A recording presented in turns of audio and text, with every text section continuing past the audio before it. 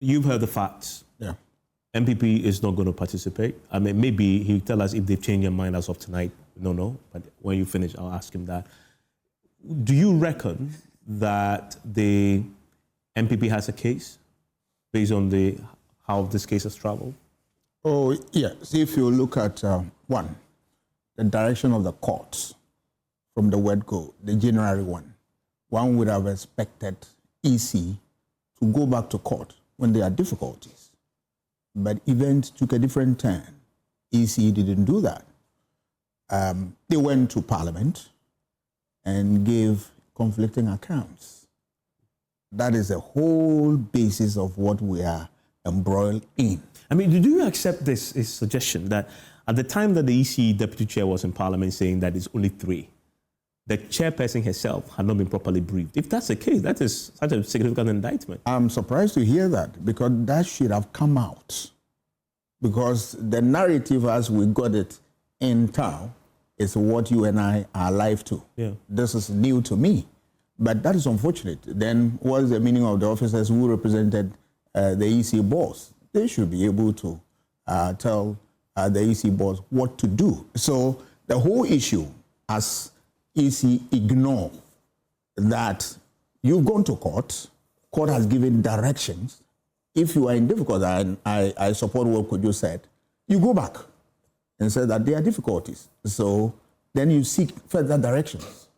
On your own accord, you went to Parliament, told a different story, and a few days later, a U-turn. Obviously, the actors within this business will obviously raise a finger and challenge the process. So I was very much happy that the NPP took the matter to court. And then we want to hear what the court will say. Okay, so but as we speak now, that court case, injunction thrown out, the substantive matter is going to be heard. But as you know, in Ghana, it's happened before where a parliamentary election is in challenge. The decision is then delivered after the 4th year. Yeah. when the whole term is already expired. We saw in Iowa. Exactly. Yeah. So it becomes a moot point now. And the case is now, they don't even have a date here for the commencement of actual hearing on the matter. That is where the problem is. And the concern is this is setting up Friday to be possibly very chaotic too, because the members in that constituency will simply not watch the thing process go by when they're not participating. That is, I guess, the danger approaching Friday. I think as a state, we need to go back to the drawing board and get certain basics right relative to the rules governing the conduct of elections.